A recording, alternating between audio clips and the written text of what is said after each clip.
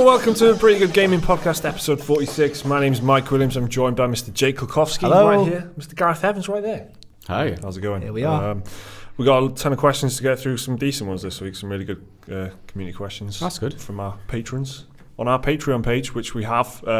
So all these questions come to us from our supporters. They donate a little bit of money on Patreon, and then in exchange, we kind of do our best to answer their questions every week on this podcast, right? That sounds like a great deal. Sounds like a great deal, that does. And you get to support, you get the satisfaction of supporting the channel as well, bringing you this great content twice a day. And also a Discord chat. That's it. Oh yeah, Discord chat as well. Yeah. You get to play games with us. I mean, who wouldn't want that, right? So there you go. That's that bit done. Now we don't have to bring it up again, do we? Let's just get on with the podcast. We got the fact of the week coming up later on, which is a cracker as always, and a 30-second throwdown, maybe a 30-second throwdown. Let's see how Jake feels when we get around to it. I'm sure I could conjure something up. So let's jump in with the first question then, guys. Josh Northall is asking us, do you think Japanese games are having a renaissance recently with games like Nier Automata, Zelda and Persona 5? And what do you enjoy about Japanese games that their Western counterparts don't really have? Jake, I'm going to throw this to you first. Okay, I always remember watching a video once of some really, really excited Japanese guy at a games conference, and he asked Phil Fish this question, and everyone rained like hell on him now, saying Japanese games were never good. And I always felt so sorry for that guy, but now I think he's laughing. He's sitting there somewhere laughing. Japanese games are dominating. The Switch, right? Pretty much all their first-party games are Japanines, like Mario as well. You know, many of the PlayStation ones as well. Yeah. I mean, even Bloodborne, which is obviously like a game that we somehow managed to find its way into every podcast. Yeah, I mean, we're 2 minutes in now. Just about this is a new record, new high score. It's good going there. I think Josh has named some good ones. Persona 5 took a lot of awards in the year. Zelda, Mario. These are they're Nintendo exclusive, Zelda, and then PlayStation exclusives, Persona and Nier Automata, and they are like knocking them out of the park. I haven't played Persona. Gaz, you played Persona? Yeah, I did. Yeah, very well made game, I must say. And that's kind of the consensus, right? That's like it's this huge JRPG thing. It takes so many hours to complete it. It's a monster of game, and I've seen a few people actually pick it as Game of the Year. A couple of websites and stuff, giving it the spotlight that it deserves, I guess.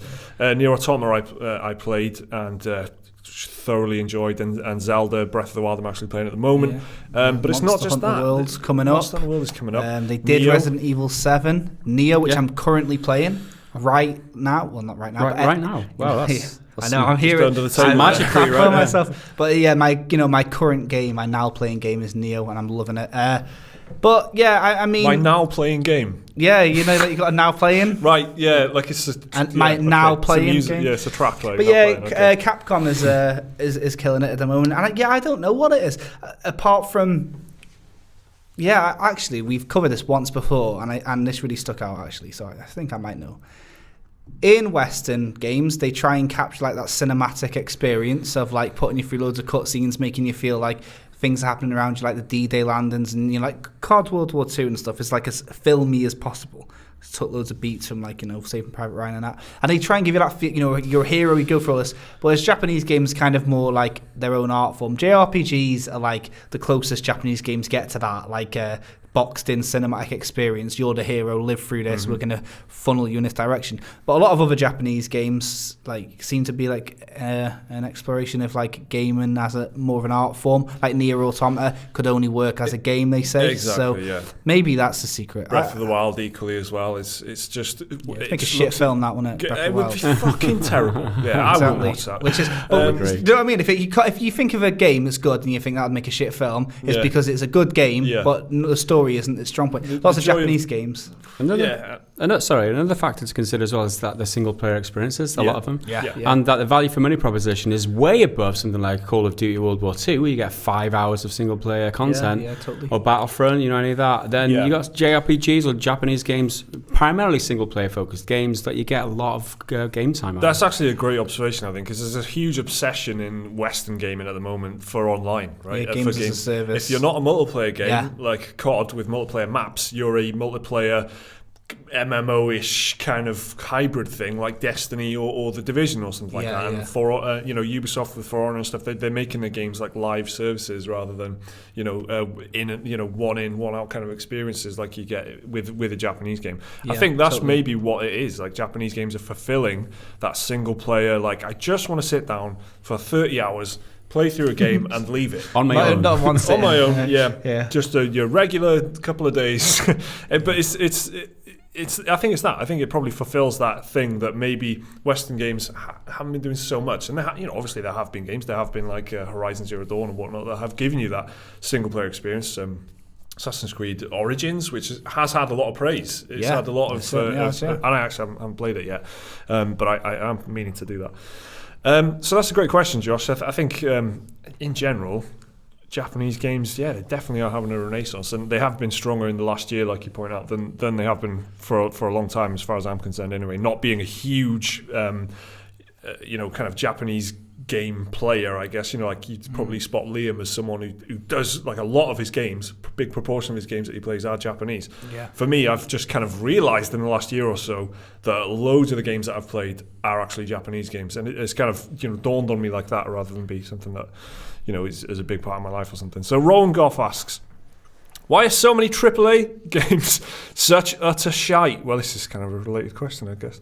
I bought Battlefield 1 in the sales recently, and the action sequences were so over the top that at times I thought Michael Bay had climaxed over my TV screen. Oh, God almighty, Rowan. Jesus Christ. I mean...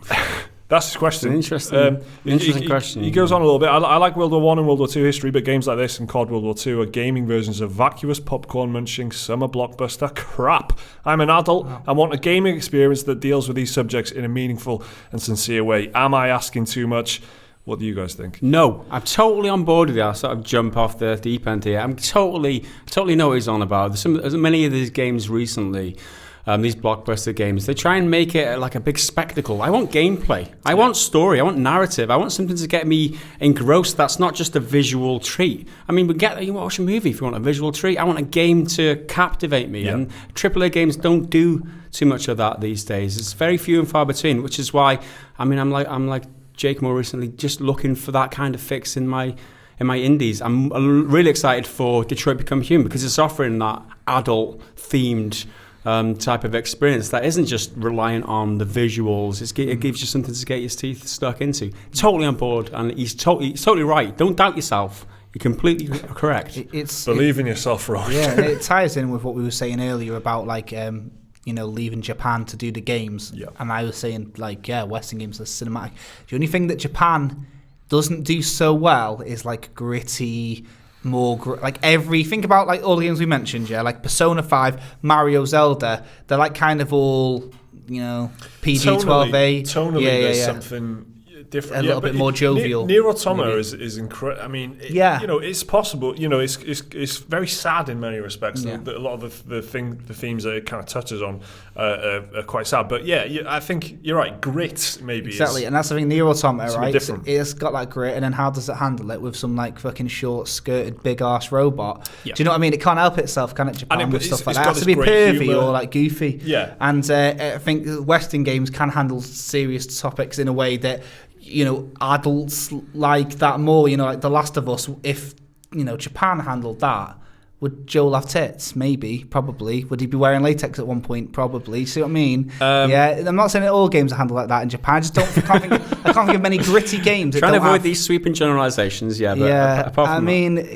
feel like realism, especially with World War II, because World War II was such a grand event, and it was the whole. If you were to pick out a single most significant point in history, World War II is going to be up there. Isn't it? A lot of people want World War II to be a bit more of they want games that have got World War II but explored from a bit more of like an intimate point of view, like story of one particular squad, like how Band of Brothers was and stuff like that. But it always ends up like you're always the hero that just flounces between huge battle to huge battle and huge battle. But maybe you just want something a little bit more, I don't know, smaller scope, focusing on one particular place. In that case, you'd have something like Fury, the movie, which is like a Telltale game, but you're just sitting in a tank and having conversations. Shia LaBeouf will remember that. There was that in the campaign though. There was a couple of missions in the World War II campaign where you were we were a spy and it's like a bit of a change of pace. You were infiltrating some sort of Nazi German kind of thing, and there is that in there, and some people were saying that was some of the best missions in the campaign, and that they should have done more of that, and that probably speaks to that point you're making. I think a huge comparison is looking at talking about gameplay and things like that. Is you were talking earlier about cinematics and whatever, like World War II, that D-Day landing comparison from COD World War II to Medal of Honor.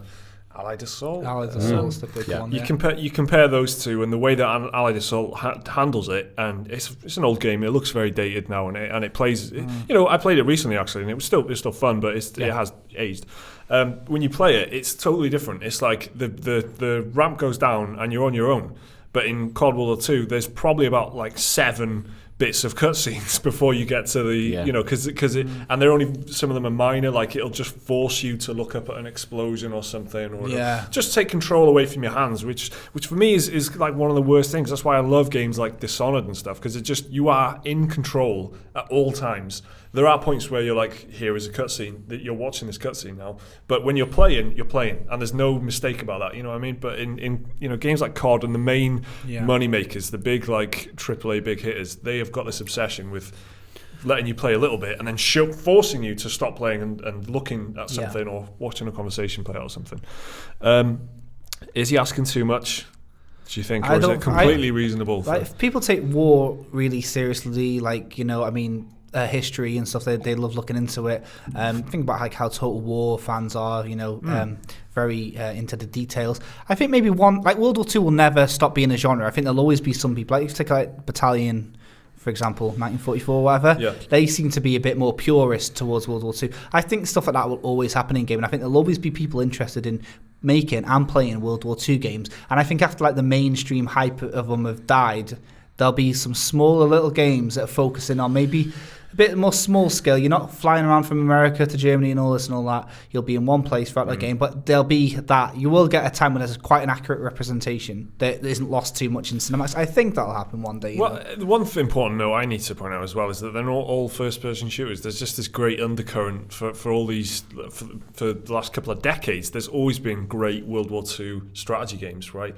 Where you've got Company of Heroes, Men of War, and things like that. And then you've got a lot of these Paradox-style Grand Campaign ones and stuff now that just give you like the whole of Europe, and then you've got like tank divisions, and it's about supply lines and stuff like that. And it's a big kind of operation that you're in control of. So there's different ways of looking at it, and I think first-person shooters could definitely do better. For sure, but let's not forget the fact that there are other genres out there that aren't AAA, and exactly like he's saying, why is AAA struggling with this kind of stuff? Whereas, I think Men of War, the way Men of War handles World War II stuff, is great. It's an incredibly fun and involving experience playing a Men of War title, which is set in World War II. Bring back Conflict Desert Storm, but in World War II, isn't it? Yeah, do that.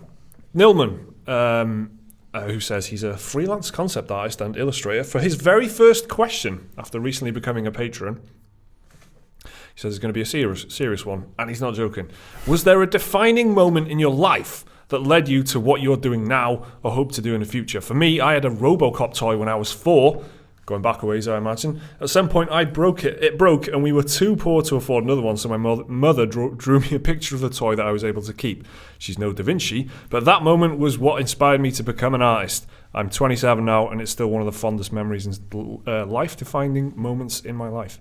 That's nice. That's some story there. Thank you very much for joining us. Such a deep question. Such a deep question. Thanks for asking a question. Let's reflect on our lives and how the course that they've taken. Defining moment in your life that led you to what you're doing now. I'll let you guys think while I tell you mine, because mine's very shallow. Of course you know yours. Go on. All right. I was at home, and I had a week off work, and I was playing Metal Gear Solid 5 on my sofa, and I was getting bored of the same like clips and stuff, so I just muted the game, put PlayStation Access on, enjoyed it, and I thought, I'd love to do this, And I thought, I've always liked games, though, loads, but I never thought, back when we was growing up, before the internet and stuff, there was no way you'd think it was a viable option to just enjoy talking about games and playing games. Maybe you could get in there by the ways of journalism, but back then you would never have expected video games to be taken so seriously, as opposed to when I was, whenever you'd think about that, You think, how do people write about Croc Legends of the Gobbos and stuff? So I never really thought of it as a kid because you kind of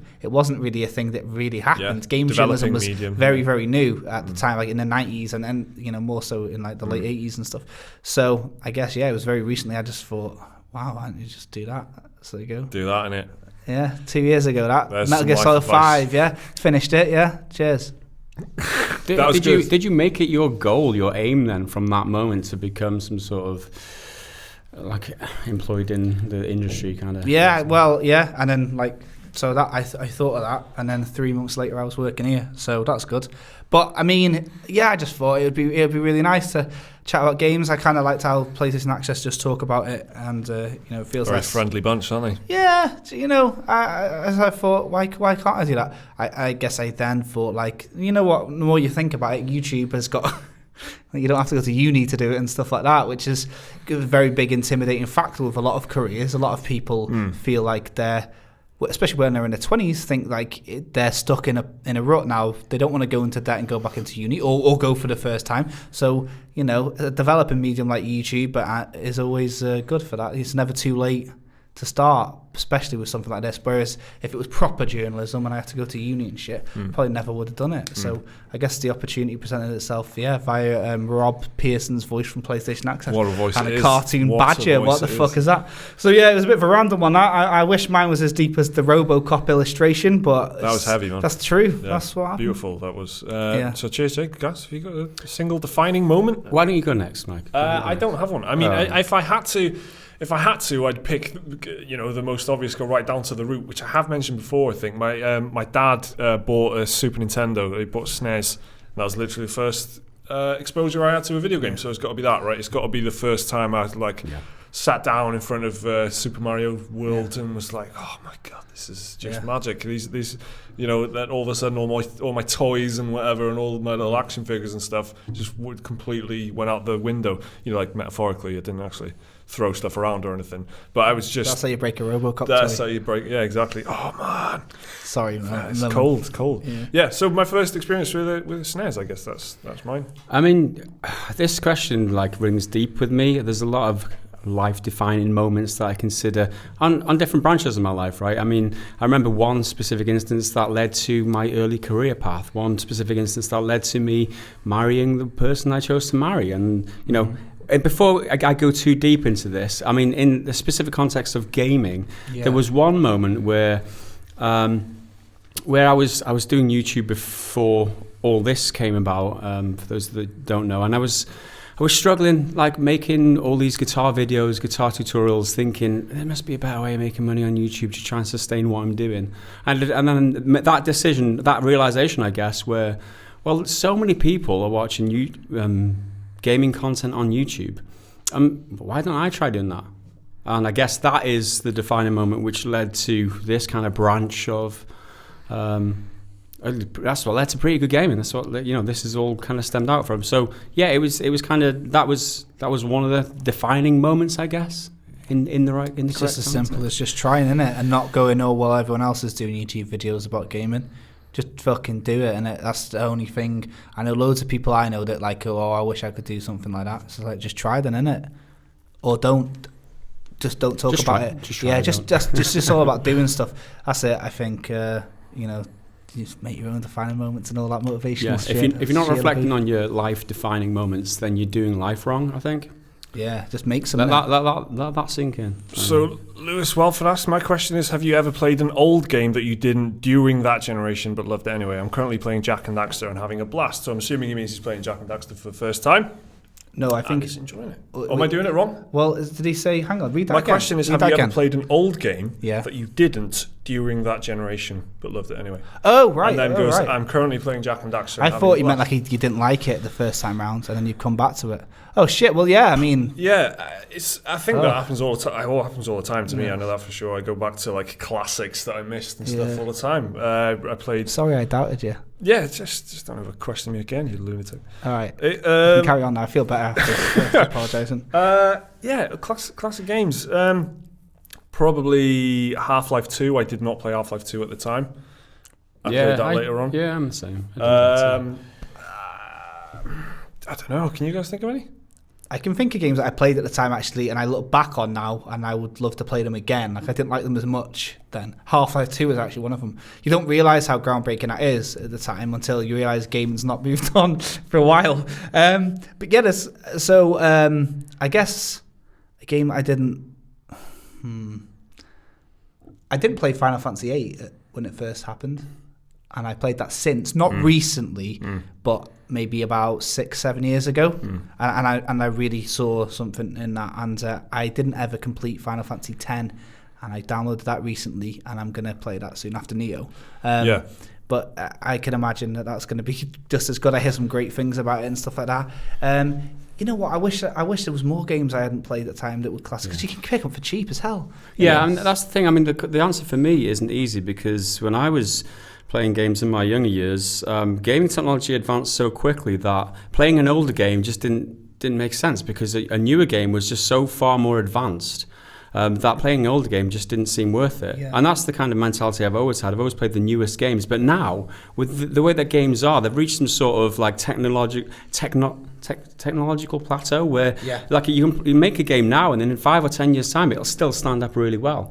So I think that going forward, ask us that in 10 years' time, I might have a decent answer, but I don't think I've got one. You're right. I think, again, like, you know how films are? Like, you can watch a film from the 70s or the 80s or the 90s, and it can still be really good. You know, like Star Wars or something, right? Yeah, games will be like that, I reckon. They'll get to the point where they'll be like, because like now, you say, did you play Defender?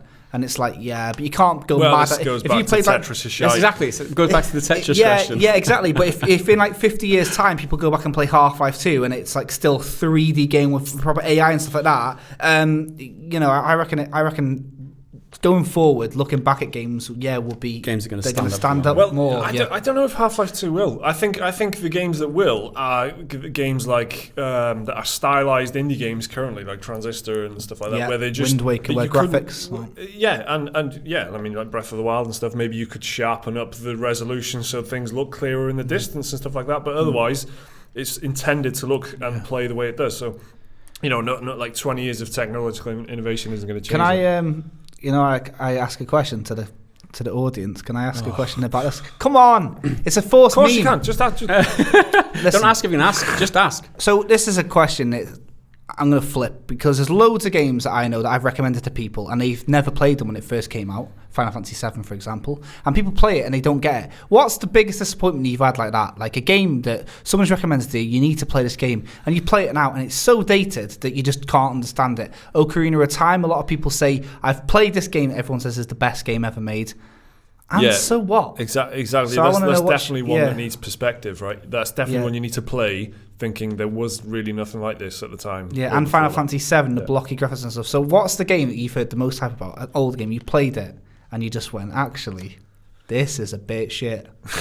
Or you couldn't, figure it out or whatever. That's Jake's tennis moment of the podcast, knocking the ball back into their right court. Back at you. I think like Knights of the Old Republic and stuff might be a good contender for that, and those RPGs like the Baldur's Gate. You had to be there. Baldur's Gate 2, I waste so much breath defending that to people that just tell me to fuck off. Like, because there's so many better games, and you know what? They're probably right. But if you were there at the time, you just can't get over it, can you? Yeah. Fuck. Thanks for your question. It's do you know what? It's one of them questions as well that the waters kind of get muddied by the fact that I'm imagining he is not.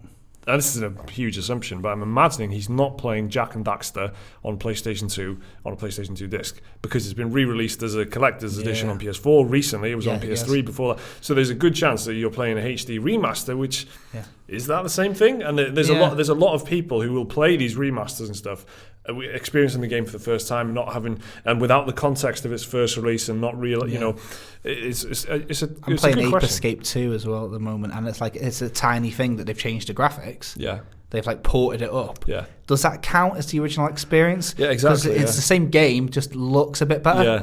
This is what I mean. And then it goes even further with things like Ratchet and Clank, which is a flat-out remake. Yeah, exactly. And with a different storytelling perspective and stuff. But does playing Crash Bandicoot the Insane Trilogy count as playing the original trilogy? Exactly. Fucking hell. The mystery continues. So that's a great question. Thanks a lot of depth to it, Matthew John Jenkins asks, I'm just wondering if any of you think that Rockstar will make another Manhunt after Red Dead 2. Have you played the first or second Manhunt? And if so, what did you think of them? Wasn't the second game banned? I don't know. Yeah, I believe so. It was. So did anyone play Manhunt? No. I played Manhunt 1, yeah. I did, yeah. Second one, no, because it was banned. I don't know if it was like Hitman 2 where they released it and then they pulled it back and then changed it and put it out. Because I had an old copy of Hitman 2. And as far as I'm aware, the cut content was still in the game. Like it was like a bit racist. But Manhunt 2, I think, was just flat out. Is it the BFFC or whatever, the Federation the ratings board? Yeah. They categorised Manhunt 1 as an 18, but Manhunt 2, I think they just flat out refused it. So you could get it. It came out, I think, in 2007 or 8, and I think you could only get it from eBay in it. Like, you could import it from America. Quick fact check would be good. But Manhunt 3, I mean, they had a... Initial release date, 29th of October 2007. So it does have a date at the very least. Yeah, and see if it came out in So you played the first one. Tell us about the first one. It was very gory. So both the Manhunt games, obviously... forced this thing that you would kill, and I can remember in the Nintendo Wii version of Manhunt 2, you have to do a stabbing motion to stab people. It's a very, very brutal game. It kind of was like the video nasty. It sold loads because it was so squeamish and gory and things like that. A lot of brutal killing. There's like the Pig Man. If anyone knows, they know. But yeah, as far as I'm aware, the second game didn't come out in the UK. So if they do a third one, or maybe just a remaster or a rejig of the second one, because I hope that I'm not wrong. So it was banned. There was a huge mess around it, but it seems like quite a complicated situation. It was banned, reclassified, rebanned, and classified by different people in different countries and stuff, and it was an almighty mess, and there was a leak online and all kinds of things. But it did have a release date. It did have. Yeah, it was out in loads of countries, just banned in the UK specifically, as far as I'm aware. Why would they risk making a third one and opening up that can of worms again when they could just cashing on better IPs that are going to definitely make him money and won't get banned? Yeah, it's very controversial. It's a very niche game. I mean, it sounds like if you do have to commit these atrocities in the game, then how many people are going to be? Well, I think it was like it's the game that your mum and dad didn't want you to have. As far as I'm aware, brief plot synopsis more or less was, I think some criminals escaped from jail, and it was in the second one or the first one? Oh, I can't remember. I'm pretty sure there were like loads of maniacs escaped from a prison, and you've got to hunt them all down and kill them. But each one of them was like a crazier guy. It's described as a stealth-based survival horror. Yeah.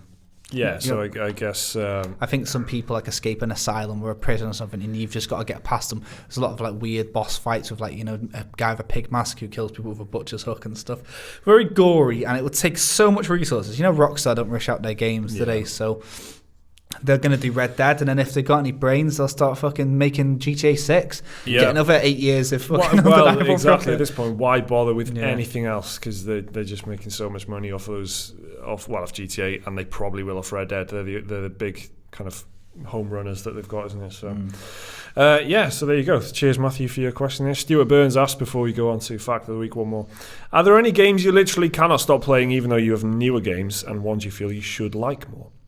I'm currently hooked on PS4 Ark and have been since it released, even though I have games such as Divinity Original Sin, Destiny 2, Battlefield 1, and more. So he's playing loads of PS4 Ark. He can't stop playing Ark. Yeah. Say Ark again. Ark. I've been hooked. Recently I was hooked on Skyrim for about a month, solid. Yeah. And so I get that. But there's that feeling where you should be playing, you could be playing newer, better games. But should you feel bad about that? No, just enjoy your game. Just play your game and enjoy it. Don't feel like you're missing out. You'll get there eventually. Yeah. Jake? I feel a bit unfaithful sometimes to these games because I'm playing it and thinking about another game. So like Bloodborne, I was trying to play Battlefront or whatever. It's just, I don't know if it's because I didn't like it or what, but I just kept going. I can't wait to get back to Bloodborne. The game that I play the most, and it's like my, want to just sit and unwind in Binding of Isaac. Love it. Waste so many hours on it. It's like they haven't released any new content for it for ages, and I could be playing loads of new stuff. But at the moment, I'm just doing like these Soulsy games. Just did Bloodborne, just did Nioh. Going to get Dark Souls 3 after that, and it's the Pain trilogy. Yeah, exactly. I'm just addicted to that. I'm thriving off self-deprecation at the moment, and so I think that's caught my attention. But game I always go back to and enjoy a lot more than I should is Binding of Isaac, which I reckon I've spent more time playing that game than it probably took them to make it at this point. You know what I mean? Yeah, that's quite a claim. Yeah, I hope that's true, man. That's cool. But I reckon I'd give myself about 600, 700 hours into that game. Yeah. All right, that's huge. That's huge. Well, I just play a lot of strategy games constantly, and also Destiny. So I dip in and out of Destiny all the time. Yeah. But Total War, just for my entire gaming existence, I have always had Total War installed on my PC. I jump in and out like between everything. It's just like a constant in my life. Usually whatever the latest one is, but not always. So that's definitely one for me. And I just while away hours. I still haven't finished Divinity Original Sin 2, and every time I feel like I go to my PC, I've got such a huge urge to play Total War Warhammer, the new one. I just don't end up not playing anything else. So it's worse on PC for me, because Destiny I can just dip in, have a quick half an hour to an hour. That doesn't impact the rest of my PlayStation gaming time. But on PC I'm just like, this is huge gravitational ball, like come and play Total War. I just can't escape the gravity. So that's a good question, Stuart. Thanks for that. So let's move on to Fact of the Week. It's a good one this week. So if we can have the jingle, please. In the 2003 video game The Lord of the Rings: The Return of the King, the character model for the Witch King sports a different helmet from that featured in the film. The reason being, it was based on an earlier design from the film that was later revised to prevent him from being confused with Sauron. So Jake, do you want to do 30-second throwdown or not? If you don't want it, just say no. It's worth it. Do it, man. All right. You know what you're doing, right? I know what I'm doing. Okay. This is a full-time hate. I just need to tap into it. You feeling good? Yeah. Whenever you're ready then, Jake. All right. If I could cut one type of content from YouTube entirely, it'd be trailer reactions. I fucking hate them. They're shite, by the way. Like a trailer analysis, I don't mind too much. You know, when it's like a 1 hour and 20-minute video on, for example, Death Stranding. If you enjoy that, you enjoy it. I can get that. At least there's a bit of this, bit of that. When it's an 11-minute, analysis of the fucking Shadows Die Twice trailer from Varty Video, whatever. If it's just some guy with his stupid shocked face in the thumbnail, I don't care. Shocked face in the thumbnail like this. That's it. And it's like Black Panther reaction. No, fuck off. I fucking hate all that shit. If I could ban one type of content, it wouldn't be Logan Paul. It would be that. That's done. Well done, Jake. Well done. Got it off your chest. I feel like I didn't. We had this conversation earlier, right? So on the topic of what you would ban from YouTube, I said that greeting that everybody uses on YouTube, what's up you guys, or hey guys, it's like that. Yeah, guys. Yeah. Like, what would people say if I banned, like 80% of people on YouTube would have to think original. Think of something original. That gets my goat. Do you have any YouTube like annoyances? Yeah, like most of it, like 97% of the website, I just get the fuck up from there. And that bodes well for somebody who works on YouTube. Yeah, well, we're the 3% to keep on, isn't it? Yeah, I'm very specific with what I like. So let's move on. Gareth McClevey asks, favourite animal? Question mark. So it is a question. Oh, right. He's not just saying. It's not a gaming. He's great, Gareth McClevey. You do know that this is a gaming podcast, right? Gareth asks these questions every time about like favourite sandwich and those trivial shit. I fucking love it. Horned owl, best animal. I mean, game animal. Can we think of a game animal? That horned owl from Zelda. That one animal from Zelda that turns his head around and shit. Boom. I'm just skeptical that people care about what our favourite animal is. That's all. I mean, I love Gareth. Gareth Clares. I mean, yeah, okay. I wasn't just saying your name. Okay, but you do realise that 20 or 30,000 other people might watch this, right? Yeah. And they don't give a fuck about it. Come on, he's been supporting us since day, Gareth. Yeah. You have horned owl. You got a great name, Gareth, but just step up. Best video game animal, D-Dog from Metal Gear Solid 5 spots all the enemies for you. He's great. Makes that game a breeze. Yeah, he is good. Or that Spirit Cat from Nioh. I'm a bit fond of him. He goes a bit naughty towards the end and turns into a bit of a tiger, doesn't he? And he tries to kill you. But yeah, the D-Dog and the horned owl. That's good. I actually can't think of an animal from a game that I like. In real life, I just, it's just like my cat, I guess. Do you know what I mean? So I'm guessing you don't want to answer that, Gaz, unless you've got. I mean, a game animal. Yeah, if I can get that right. I can't think of one now. All right, O'Brien and Matala, what logo from video games stand out for you so much that you'd consider getting that as a tattoo? Something like the Assassin's Creed logo, Zelda, the Outsider's mark, or even just the PlayStation logo. Yeah, man, the Hunter's mark from Bloodborne. I'd get that. It's very simple. On my face, like the mark of Sauron, like the hand of Sauron. I just over your eye. Yeah, that look good. I'm owned by Bloodborne, and I'll fight in his army. Yeah, that's what that tattoo would mean. What about you? I have a video game tattoo, so I don't know if I'm allowed to answer this question. Yeah. Okay. Push can. I have a video game tattoo of the Triforce from Zelda. I like Zelda. It's really good. I like it a lot, in fact. Do you know what? It was my first tattoo. I've got loads now. But do you like it enough to never regret the decisions to get the tattoo? Yeah, I don't think I'll regret it, because it's like, even if in 20 years' time every game they release is like Breath of the Wild, and I don't gel with it as much. Yeah. I'm not saying if they made 20 Breath of the Wild, Zelda would be shit. I'm just saying. Well, Jason Schreier's hot prediction is that the next one will be like Breath That's of what the I Wild. said. I said it would be like a Majora's Mask situation, same world sort of dip, but a dark one.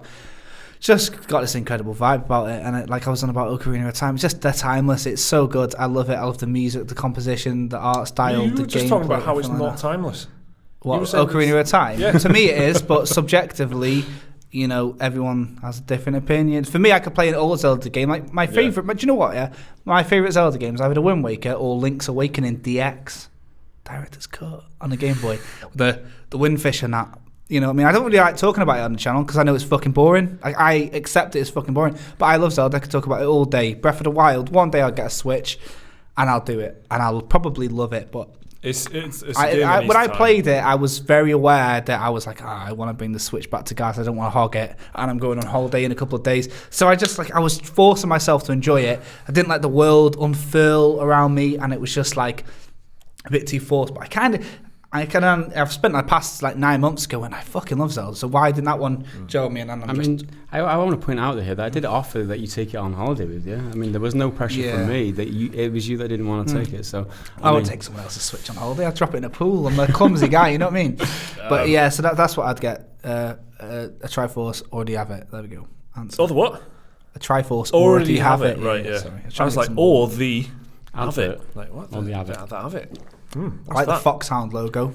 That's cool. Yeah, as well from Metal Gear Solid 1.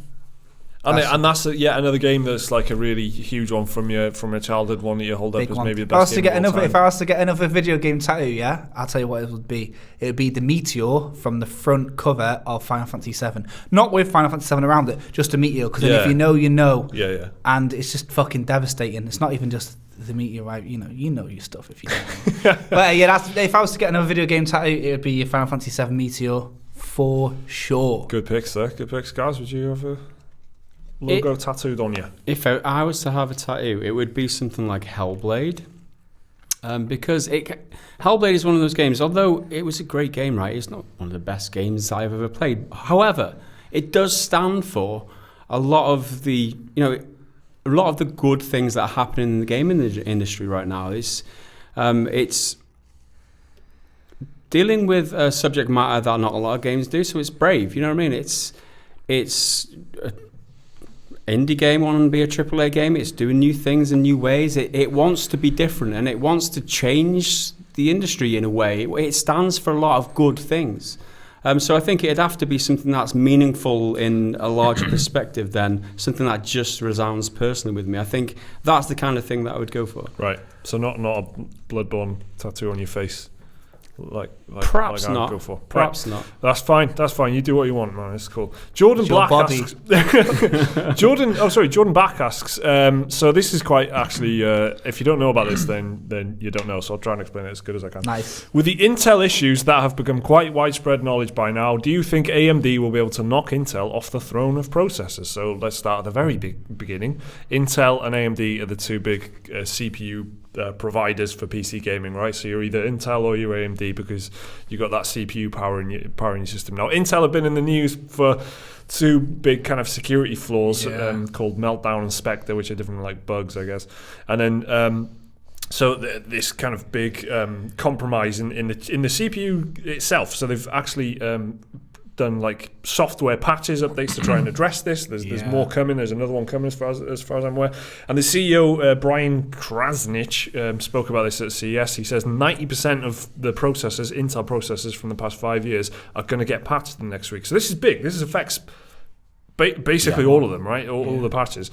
Well, Intel also this has caused a big problem for games because games rely on servers, and those servers have taken a big hit on server load because of this patch, one of these patches that they've put out to try and fix this compromise, and that's caused huge problems for games like Fortnite.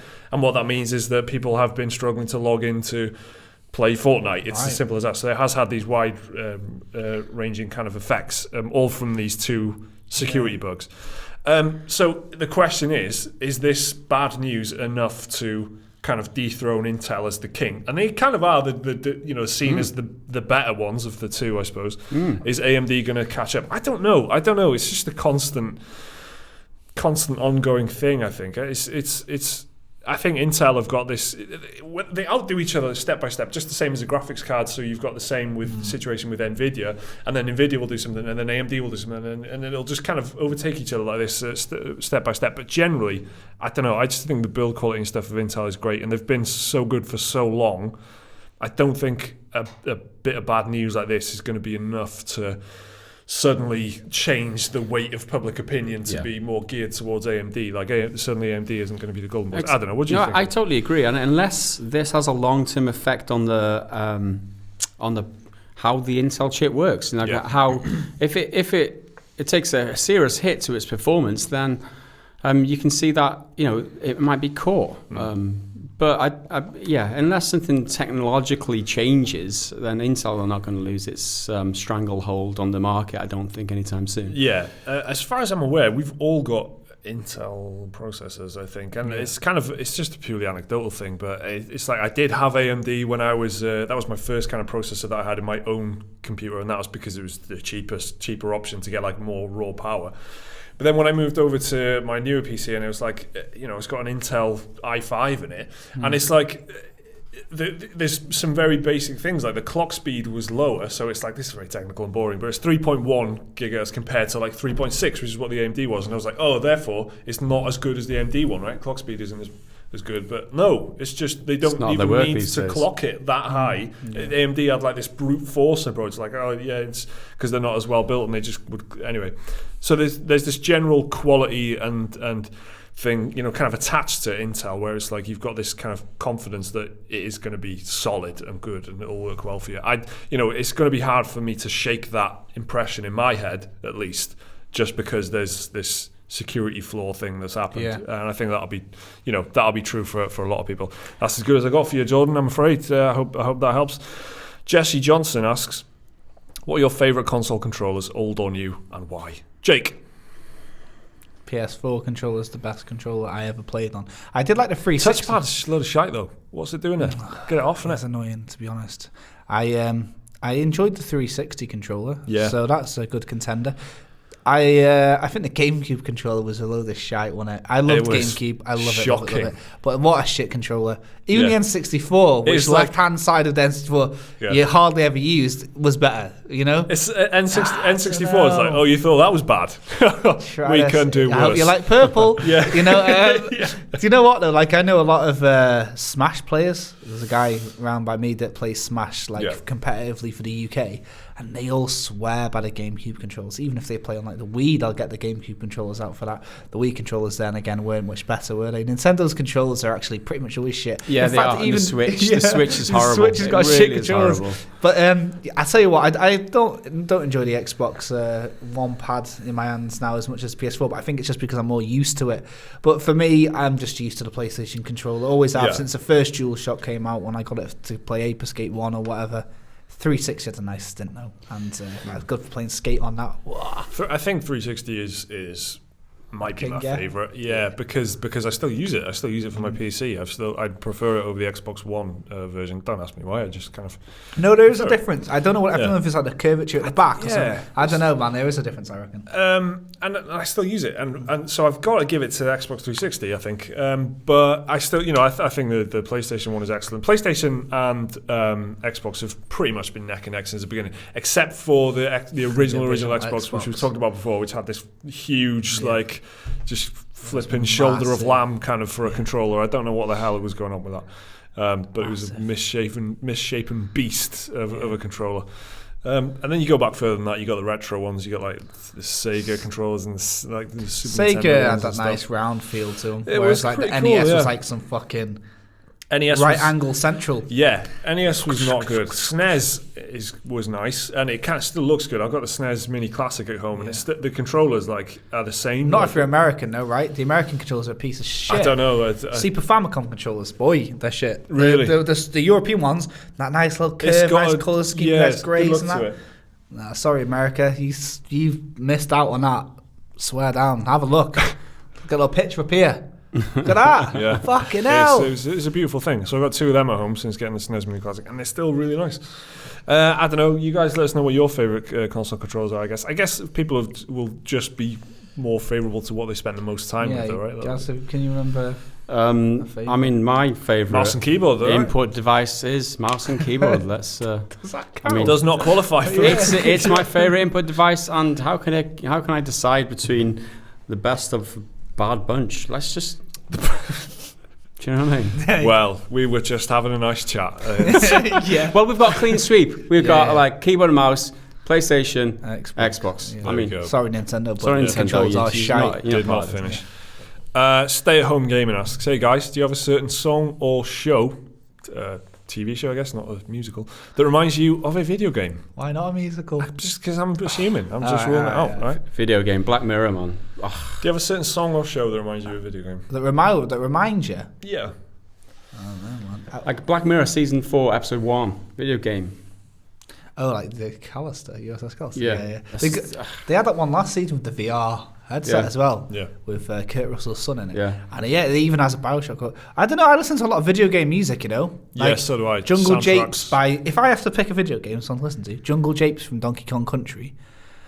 David Wise made that, I think. I actually can't stop listening to 65 Days of Static, the No Man's Sky theme tune. And they released some more when they released one of the patches. And it's just some more music magic. It's brilliant. It's brilliant stuff. I can't stop listening to that. Does that count? But this doesn't count because this is technically game music. So okay, I've got another one. The Castlevania Netflix TV series, which How really enjoyed. How can I not pick the fucking music from a video game, but you can pick a show based on a video game? No, mate. Try again. No, mate. Well, you haven't had the Try game again. Yet. What? You haven't had the game yet. If it's not Castlevania, then all right, let's hear it. So this is. I know you're going to say Spears in front, aren't you? Go on. Right, thanks for ruining my story, Dick. So Castlevania, the TV series on Netflix, I really loved it. I've watched it twice through actually, and I really enjoyed it, and I think more than the average viewer, I'd say. But there's one scene in it where shit is going down, right? And then the rabble is they're just a mess, right? And all these vampiric beasts are just pouring into this town and just ruining everything. And then they just need what they need is some organisation. They need some military leadership is what they need. So then, what's his face's character? The fucking oh my god, the main guy. Simon Belfort. I forgot his name. Belfort. Yeah. Richard Armitage. Richard Armitage, the guy from Hobbit. Sorry, I got a dry throat here. So you already know the punchline. So the story's been spoiled. This is Slapdash podcast. This. Richard Armitage. He's like, he just organises all the villages, and he's like Pikes in front. And I'm just that one phrase. I was like, I have to play Total War now for the next. Yeah. So I downloaded it on my PC, having deleted it probably 2 days before to clear space for a game. I just downloaded it immediately, and I wanted to play Total War. And just watching all these villagers kind of trying to defend against the horde of vampiric monsters was just amazing. So that reminded me of a video game. Yeah, anything with a feudalist system like a period like an old like medieval TV show, or it makes me want to play Crusader Kings or something, or like Game of Thrones. Game family, of Thrones. Anything with a battle scene might make me want to play Total War. Yeah. So there are those it's moments. It's weird what like sets you off in different directions, isn't it? Like what thing is gonna, get you motivated to play something else and whatever. Evoke an emotional. Yeah, just the conversation will make you want to go home and download a game to play. Yeah. With it. So it's interesting how that happens. But that's a great question. Yeah, Thank you very much. Peter Grundler asks, with Hellblade: Senua's Sacrifice, Ninja Theory's first game was easily one of the best of 2017, so it wasn't actually their first game. They've done quite a few games. Yeah. They probably will have a hard time repeating that quality and success. What do you think? Will they be able to keep up that standard? Any news about what they might be doing next? No, as far as I'm aware. I did have a look, and there doesn't seem to be any rumours flying around or anything. I think, totally. Why not? I mean, I'm assuming they'll have more money to use. Yeah. They'll be able to hire a bigger team and try and be a bit more ambitious next time around. Although Hellblade was a great thing as it was, I can't really think of what it needed to be better than it is, because I really rated it very highly. So I don't know. I think they can totally do it again. Yeah, sure. You look at their approach, the way that they approached making Hellblade, right? They researched like the mental health issue, psychosis, and that, and they took their time and they did it properly. And they, for that kind of project management, the way that you handle that kind of, you lead a team and you produce a game in that fashion, you don't lose that overnight. And if they use those skills that they've acquired, or they had anyway, in the next game, sure, it's going to be a success because they're using the same methods. It's a funny thing though, isn't it? Because it's like they didn't rush it, and that's why it was so good. But it was so good, people want them to rush out another game. But you can't have one without the other. No. The thing is, though, they've only just recently broke even, so they're probably going to spend a couple of months just seeing how much money they've got now to invest back into another project. Like, I think their last games was they did Devil May Cry, but let's forget about that one. Then they did Enslaved and Heavenly Sword, which I think are quite similar to Hellblade. Like you can see the influence from that a lot more. So I wonder if they're still going to go with that kind of old fantasy style, like based in mythology, rather than Devil May Cry, which is like noisier, did the soundtrack, flipping and guns and topless blonde-haired fucking, chain wearers. Do you know what I mean? Whatever, Dante or whatever. So I don't know. All I know is that if they, like Gaz is saying, if they just put half as much effort as they did. So they need to retain the team, right? They need to retain this. I mean, it's the people in place, the people, the way they work and the way they produced Hellblade. I mean, and the game itself was a reflection of how they worked as a team and the individuals as part of that team. So long as they keep that core team together, I'm sure they'll be successful again. I'd love to see them try and do something kind of sci-fi-ish, I guess. And I guess, what was it, Enslaved? Yeah. It was kind of, wasn't it like a post-apocalyptic or something like that? Yeah, like Found Future. Yeah, that thing, Found Future. What a phrase that is. So they've kind of been there, I guess. But I'd love to see them do something properly sci-fi-ish in the same, with tonally quite similar to Hellblade, where it's got like that kind of mystic quality to it. I'd love to see set the bar with something like Dead Space, story-wise. I mean, true. I mean, does that mean that there's going to be a lot more expectation for the next game? Definitely. Yeah. There wasn't there. Yeah, for this Hellblade? gentleman here thought it was their first game, so it shows, like they're on the map for a lot of people now. Yeah, exactly. And I'm sure a lot of people are the same. Not many people would have known that they're behind Devil May Cry, and you wouldn't guess that because they're so different. Mm-hmm. So. I think what's interesting as well is some things like the casting of Senua herself was. She was like an internal. She wasn't an actress. Yeah, she was one of the team. Yeah. She was part of the dev team. And flipping, like, what a performance that was. Winning awards and shit. Some things just fell into place for this, like, really well. And I don't know. It feels like a bit of a one of a kind, and they might maybe the difficult second album might be a bit tough for them. But even though it's like the 7th or whatever, do you know what I mean? But they've done a great one. Can they do another great one straight away? I don't know, but I'm still going to play it no matter what because I absolutely love Hellblade. Yeah. So there you go. All right, so just a couple more now. Jethro Magsalay Downey says, I was wondering, what do you think about Sea of Thieves? It looks like a cool game, but all we have seen is mostly just attacking ships and getting treasure chests, so I want to know what will give this a purpose, like a reason to play, because by what I've seen, I don't know how they can make it a game to play for the long term. You wanted to start punctuating your sentences. That was difficult. Some water, you right here? No, I'm cool over it. Yeah. So you only saw bit of piracy. Well, yeah. I mean, what did he say? Just treasure and getting treasure and comp. Yeah, just attacking ships and getting treasure chests. That's what pirates do, isn't it? Yes. But I've had this concern with the game for a while, like this No Man's Sky effect, and I do kind of like No Man's Sky now, I've got to be honest, but it's when that came out, it was kind of like, what'd you do in it? You explored the universe and all this. Well, this is kind of how I have always felt with Sea of Thieves. It's like, what am I doing? And no one has given me a solid answer, really. And based, I think Liam is the only one who's played any of it. Yeah. He got into the test kind of beta or whatever. And he's saying, it's going to live or die by the co-op. Like if you're having fun with your friends, then that's it. I think that's what he said. I don't want to misrepresent what he said. Yeah, that was exactly my answer. I think that's one thing that it does have over No Man's Sky is the multiplayer, and it's one of them things where an actual multiplayer. Yeah. And I think that's one of the things that games like PUBG are seeing a lot of success in, right? It's that you can get together as a team and go out and have fun on your own, regardless of, specifically what the world is like or whatever. If there's adventure there, if there's a possibility for you to go out and have fun as a team with your friends, then it can be infinitely playable. If you don't have friends to play with, or any friends at all for that matter, then maybe it's not the game for you. That's what I foresee, for sure.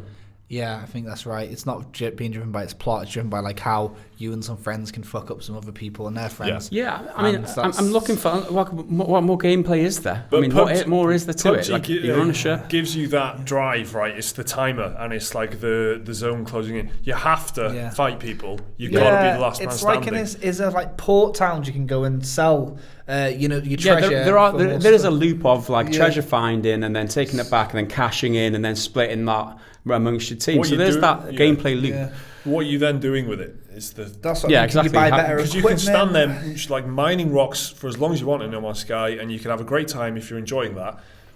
But what do you do with the stuff that you've mined? That was the big question for No Man's Sky. That's one of the big struggles, and it's just kind of this mining sim. Now you can build bases, maybe in Sea of Thieves, if you've got some sort of place to call your own. Pirate den or something. Yeah, exactly. Or a giant ship that you can add things to. I think it's Sea of Thieves, if it doesn't have this in, like No Man's Sky, it'll be implemented in eventually because of complaints. Yeah. It feels like a long-term support kind of game. Like they're going to be working on it for a long time after the game comes out, so that's good. Yeah. I'm definitely going to be checking it out. Yeah. I'm not going to rule it out, but I'm still, I just can't shake this kind of skepticism, and that's purely because of the vague communication that there's been, and impressions haven't been like excellent. The impressions have been good. It's quite fun. It's like this kind of this tone that is like, I can see the quality. It's not oh my god, this is great, and that's and that it's not going to get my attention until I can read some reviews.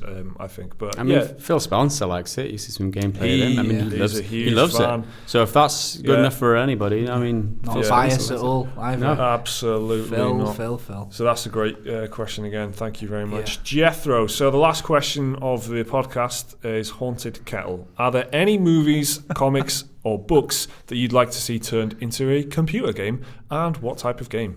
Movies, comics, and books that would make good games. All right, well, H.P. Lovecraft, anything he does could work well.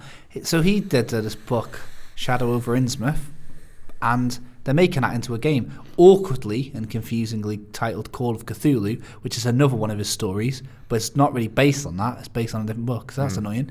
But and do you know what? That was actually supposed to come out same time as Vampire, but they've both been delayed now, and it were two games I was really looking forward to this winter.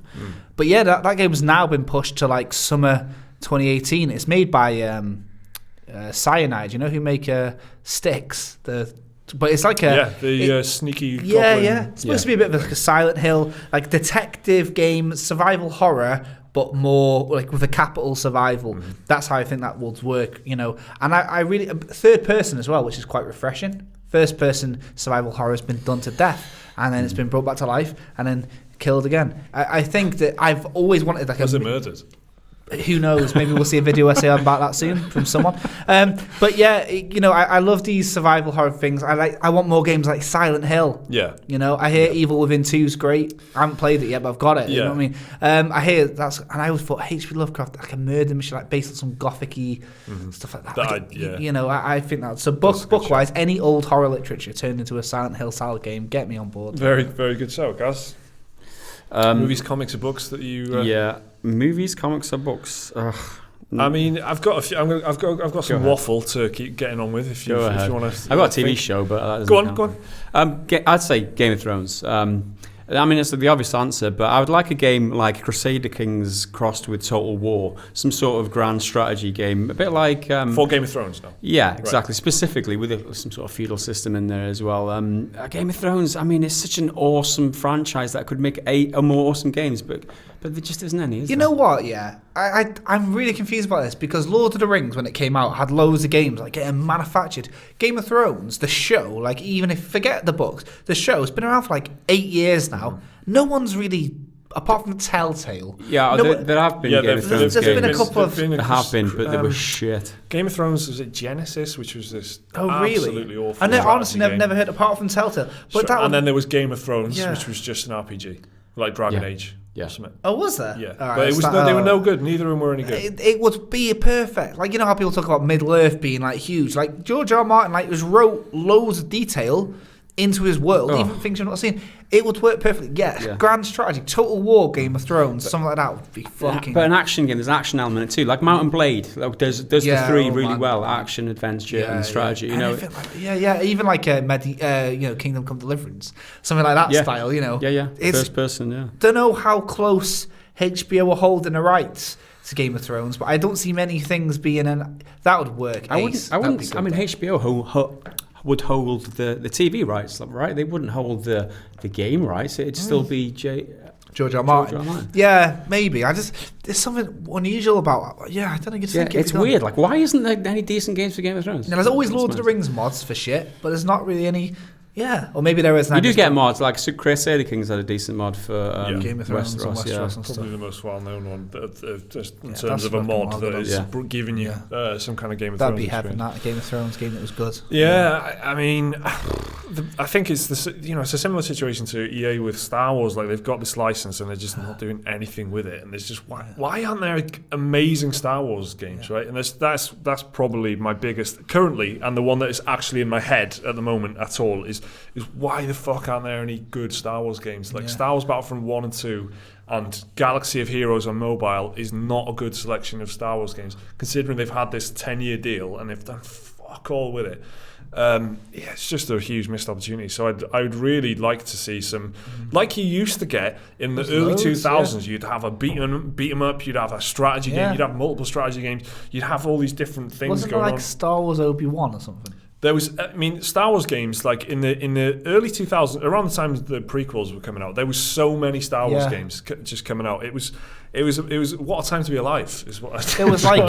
There was like pod racing, every aspect of it. You know. Yeah, exactly. You had all the main kind of genres that made sense covered. You had strategy, RPG, pod races, action, beat 'em up type stuff. Yeah. Shooters in Star Wars Battlefront. It was all covered. All we've had now though is just Star Wars Battlefront. Two badly received games. Yeah, exactly. And a mobile thing. It just feels a bit underwhelming. Talking about Lord of the Rings so much, I just want to play Lord of the Rings games.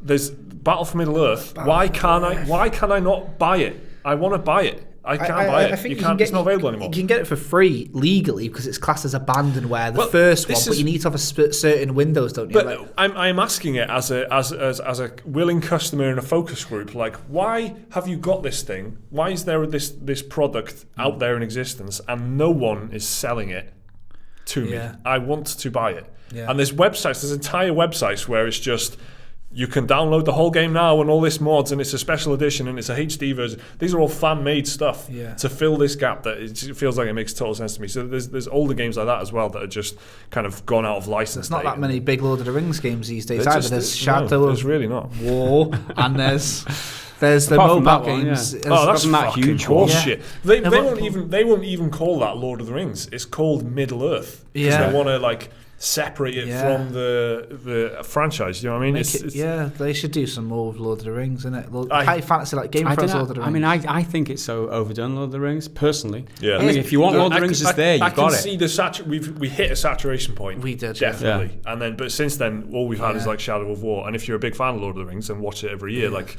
a couple of people around this table, it's just Shadow of War is not a good representation of Middle Earth, really. Of what the fans want. Maybe, but then again, there might be still fans who appreciate that. Oh yeah, a lot of people can. Yeah, I think just because you can't, just because you are not happy with that. I mean, All I'm trying to say is they're still ordering games. Give me a Game of Thrones game, damn it. Yeah, we true. put a negative kind of impressions video out of that, and it wasn't based on the microtransactions or anything. We just didn't like it. And we got a lot of people saying, actually, we really like it. So that was actually very interesting for me, because I did think it was dog shit, and I didn't realise that people were enjoying it. Technical review there, Mike. I will leave it there on that totally uncontentious note. Thank you very much, everyone, for listening and watching all the way through. It's been great reading your questions as usual. If you are a patron, you want to ask, just respond to this post on our Patreon feed. Thanks, everyone. We'll see you next time.